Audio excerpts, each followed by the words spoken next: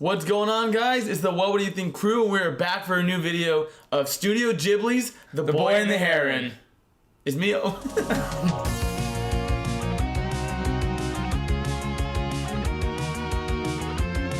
How's it going, guys? Welcome back to What Would You Think? It's me, Amir. And it's me, Omid. And we're back for a new review of The Boy and the Heron. So we just watched it. This movie just came into wide release in North America. And we're just going to give a brief little synopsis of the movie and then go into our thoughts of the newest Studio Ghibli, Hayo Miyazaki directed movie, The Boy and the Heron. So, Boy and the Heron follows the boy who is Mahito. And this takes place around kind of the World War II backdrop. Yep. And as he is, a young kind of soldier at this time, he has his mom pass away in a tragic kind of like a hospital fire. And he is very distraught and kind of haunted by the ghost of his mom. Like, oh, he wished he could have done more. Mm-hmm. And as he gets a little bit older, he finds a new mom. You know, the dad gets remarried and... He's very closed off from the world, and as his new mom essentially mysteriously goes missing, it takes Mahito onto this very wild, strange adventure. So it's about a son who lost his mom the first time and is trying to save his second mom. And with the help of the heron, he's navigating this Spirited Away type world where it's not quite like ours, but there are some parallels to it. Yeah. And I think it was less you know is better. That's a brief synopsis because we went in not watching a trailer. I think they even said the marketing of this movie was to not market the movie. Yeah. So in Japan, there's like, people know Miyazaki and they're like, we're gonna try something new. Mm-hmm. We're not gonna release any trailers. You're just gonna hear the name. If you watch it, you watch it. And so far, it's been doing extremely well box office wise. I think it was number one on the week. Yeah, number one on the weekend here. Mm-hmm. But let me ask you, we just saw it yesterday. You had it marinate a little bit. I have. What are your thoughts on The Boy and the Heron? So the first thing I gotta say is the animation, beautiful. The score, amazing. Joe Hisaishi is doing this one. Yes. Always good. Always good. And the only problem I have with the movie is some of the writing of the characters. I think Miyazaki chooses to give more so focuses on messages and universal themes, which are relatively strong. I think some of them do hit home pretty well. But I think he focuses on giving a strong message rather than developing a lot of the characters. Like, I think the boy, he's a very stoic, kind of like what you expect of a main character, but not the most interesting. The standout to me, honestly, was the heart and the humor of the heron. The heron's great. We watched it dubbed. Yeah. I was legitimately surprised to see Robert Pattinson is like legitimately now a voice actor. Yeah, he does a great job. Because Omi didn't know that he knew Robert Pattinson was in the movie, didn't know who he played. Yeah. So I would just whisper over to Omi like, "Hey, dude, that's Robert Pattinson." He's like, no, Amir, that's not. That's Willem Dafoe. That's Willem Dafoe, you idiot. Yeah. Robert Pattinson's probably the kid. I'm like, no, Omi, trust me. I heard. This is Robert Pattinson, and he completely blew me away. He disappears into the character. He does such a great job. Yeah, there's no way you can tell. So you like the music, you like the animation. You wanted a little bit more depth into the characters. I wanted a better reason for me to care about these characters. I feel like a lot of them don't have much screen time. Like if you're kind of familiar with Spirited Away, I think this movie and that movie have very similar beats. And in Spirited Away, I think the pacing of it is better and faster, that you're able to meet new characters, meet new bosses or antagonists as Chihiro's going through her journey. And I feel like for Mahito, a lot of it is really slow, and that's not a bad thing. Slow isn't bad.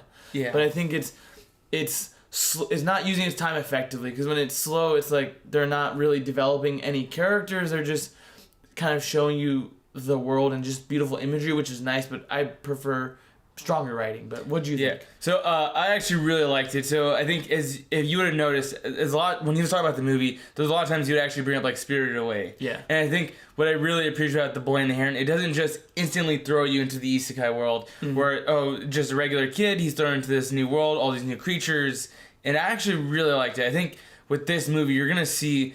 You have to kind of work for meaning. Mm-hmm. They give you a lot of the pieces. They don't want Miyazaki does not want to tell you how to think or feel, but he's giving you the pieces to come to those conclusions on your own. And I think this is probably one of the more mature or like adult Ghibli movies. Definitely, I think so. There's no like bacon song like in Ponyo. Yeah, this is a more serious movie. and I really, really liked it. I think there is so much meaning you can extrapolate from it that, like, is just a great adventure, a great coming-of-age story for Mahito. Because I do agree. I think in the beginning, is it slow? I do think so. It does take a little bit for it to get started. But they're doing that to build up the character, kind of show you his headspace, show you how not only did the war affect him, you know, a young kid in World War II's times, but also, you know, someone that lost their mother. How it affects their, like, life moving forward, that they're not really able to cope with it. And I think that's good. That is really interesting. Like, oh, you're just seeing this kid and he does certain things, like he hurts himself so he doesn't have to go to school anymore and talk to you. He just wants to stay home and he's a sad kid. Very secluded person. I think that was really strong. What do you think of the Heron? Heron is great. Heron is, I think, is like, if you've seen Ghibli movies, there's always kind of like that older kind of like quirky sidekick, and this guy, it might be in the top. I love top of the sidekicks. He's so fun, so funny, and like I had no issues with him. He is even like at times like scary. You know, he's menacing. You don't know where he lies. The design of it, because when you see you see the beak, and then the time where you just see a nose and teeth and eyes. And the nose is like the tongue. Yeah, it's really good. The design. Peak. Seeing a bird with teeth, I did not know it would be nightmare fuel. In this movie, but it was great. Like, I loved it. Great character designs.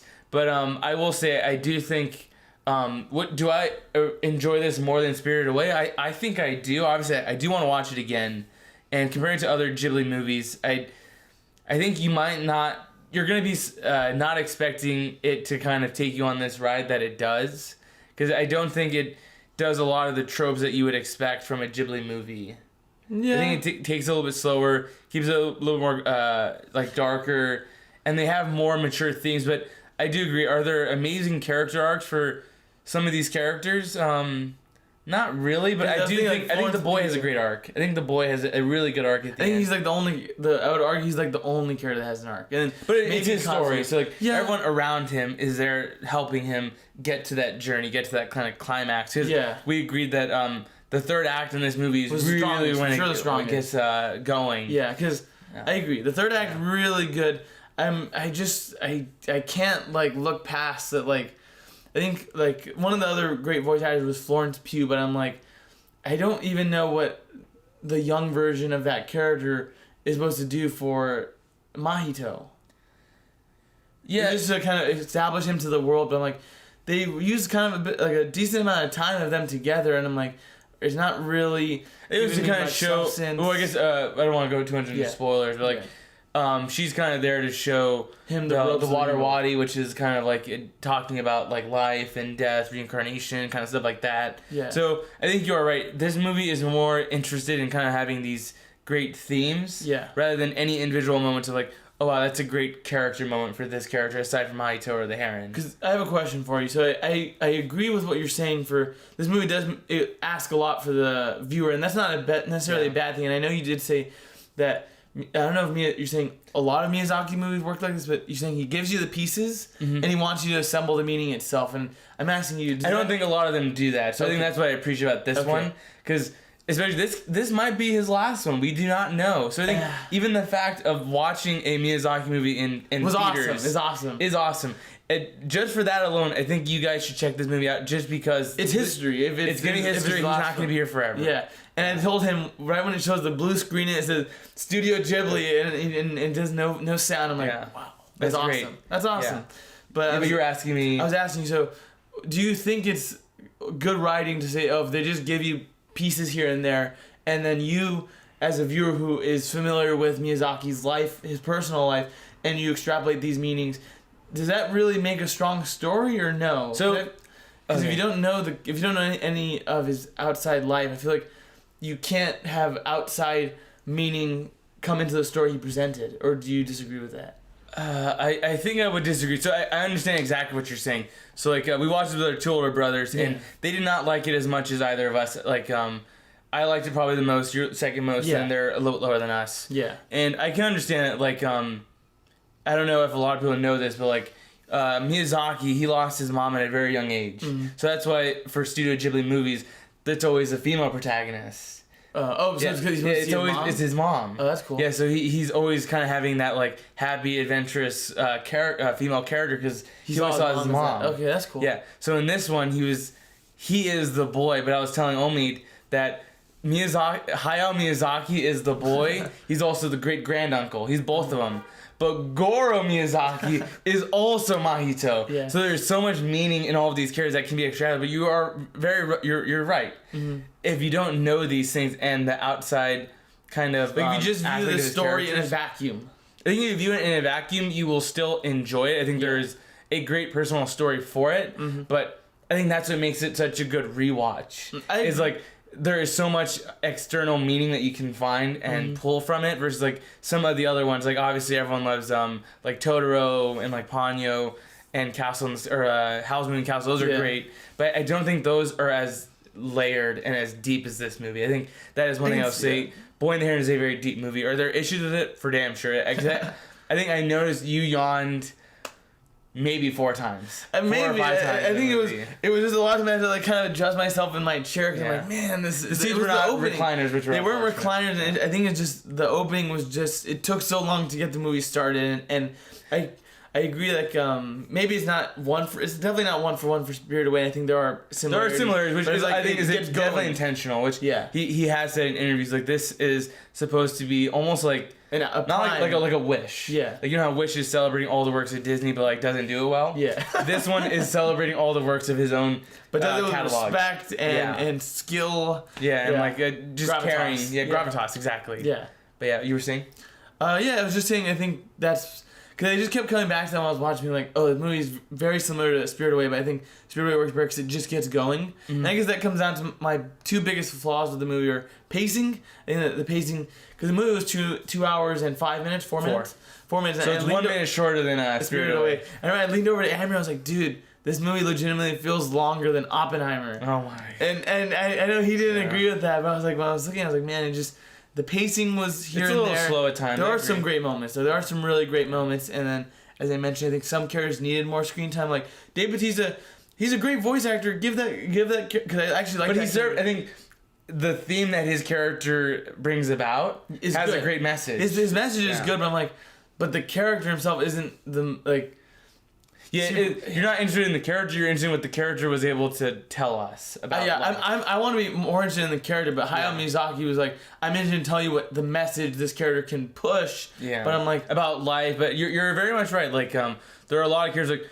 Man, this character is really unique. This character, even the design is great. Like I wanted to see more. I wanted to see more of Willem Dafoe. Yeah. Yeah, Willem Dafoe was cool in this movie. Yeah, he was great. He's a great voice actor. Yeah, he's great. I think this is one of the few dub movies or anime movies that I think the dub from even what I've heard stands on its own. Yeah, the dub is just as good as the sub. Yeah. So I think that is great, and I think this movie just has a lot to say. That I really enjoyed it. We do really want to watch it again. You think it's one? So you put it as one of his high points? I definitely do. I think honestly for the channel, I wouldn't even mind doing like a tier list. Of, like, yeah. Because I really like this movie. I think Wind Rises. Because between everyone obviously loves Miyazaki, but I don't think Isao Takahata gets enough love. Mm-hmm. So like my favorite Ghibli movie is still Only Yesterday. And like obviously, Grave of the Fireflies is a my favorite. Classic. That's my favorite. I know that's your favorite. That hurts. That one is so good. Yeah. And I don't know if this one is as good as either of those for me personally, but I think amongst the Miyazaki pictures, this is definitely top your favorite. Tier. Okay. It's not my favorite. I still think I like Wind Rises more. I need to see this one again. Okay. And honestly, I just want to go through all of them again because the Ghibli movies are just honestly all classics. It's just he's a master of the craft. Like when you watch it, I'm like, man. You can see a lot of love, a lot of passion, and I do hope he gets one more out of him. That's what he said because he retired like 3 or 4 times. Yeah, and he's like, oh, whenever he starts a movie, he's like, oh, I realize I love filmmaking. Yeah. I want to do one more. Yeah. I hope he can do one more. It's whenever he's making it, he's like, dude, I hate making movies. And once he reads, he's like, that wasn't too bad. I think I got one more in me. So Miyazaki, please, if you can do another one. We're rooting for you. And if you don't, I think this is a satisfying product. Yeah, I think it's a good culmination of your work. Great one to end on. Yeah, it's a good culmination of your work. And if this is Sashi's music. Yeah, if this is going to be the passing of the torch from Hayao Miyazaki to Goro Miyazaki, this can be great. Because I do think Goro Miyazaki is a good director. He has had some whiffs. Yeah. But I do like From Up on Poppy Hill. So I do think he's still in the beginning of his career. How old is Goro? I think he's like in his 40s or so. I mean, he's only had a couple movies. Okay. So I mean, he has obviously the very fortunate situation of being related to Hayao Miyazaki, so he's gonna get I think another chance. Yeah. He's gonna be working with Studio Ghibli. So I'm excited to see more from these guys. But cool. Omid, let them know your score. So for me, I usually do my scoring on a letter system, and I think as I'm talking about now, there are a lot of things that he's mentioned that I do love. But be true to yourself. I'm being true to myself. I'm going to stick to what I put on my letterbox. This movie is good. Animation, beautiful. Music, immaculate. Just the writing. There are some problems I have with the writing, so I'm ending somewhere around a B. I think it's really good. Do you do plus minuses, or you don't? I do plus minuses, but I'm putting this at a B. It's not a B minus, not a B plus. It's in between. Okay. So it's a good movie. I think if it put a little bit more time into the writing, or maybe fix some of its pacing issues and reallocate do you think rewatching it? Do you think rewatching it might change your opinion or no? There's a possibility. There's a possibility. So I think the book isn't closed on it, but I'm having right now a stamp at a B. Possibility to change. Yeah. Amir, what do you think of the movie? Give the score. I really enjoyed this movie. I think a lot of what you're saying is very true, because I am bringing stuff in that I've heard from the outside into it. Like there's even this really cool moment when he just opens a book from his mom. And it was called How Do You Live, which is based off of that book. So just even seeing it, I'm like, that was the original title. That was the original title of the movie. Yeah. So I really enjoyed it as a Studio Ghibli fan. I'm going to give this a 9 out of 10. That's great. I think this is a great movie to watch in theaters. If you can see the sub or the dub, definitely go out and watch it. We're going to try to watch it again, honestly, like in 2 days at the Americana. So that's a glowing recommendation from both of us. We gave you both of our thoughts. I think we both made excellent points. Yeah, I respect his opinion. I can see people thinking what he thinks, and it's good. Yeah, exactly. So if you guys have seen The Boy and the Heron, please let us know in the comments. What do you think? What do you give it out of 10? What do you give it out of 5? What do you give a letter score? How many thumbs up? How many paws up? Whatever you gotta do. Yeah, just let us know. And even what is your favorite Ghibli movie? Let us know in the comments. And if this is your kind of first time coming to What Do You Think? Go and subscribe, it really means a lot. We're trying to get more. We're going to be more active on here. Just a couple of friends who love movies, love discussing movies, arguing movies. And we want to create a community where people can come and talk about movies. When it's superhero movies or A24 movies, horror movies, anything. Yeah. We want to just consume more We just want to ask you guys, what do you think of the movie? We're always asking. We want to just hear everyone's opinions on it. Yeah. And it's been, what do you think, guys? It's me, Amir. It's me, Omid. Have a great one, guys. See you guys.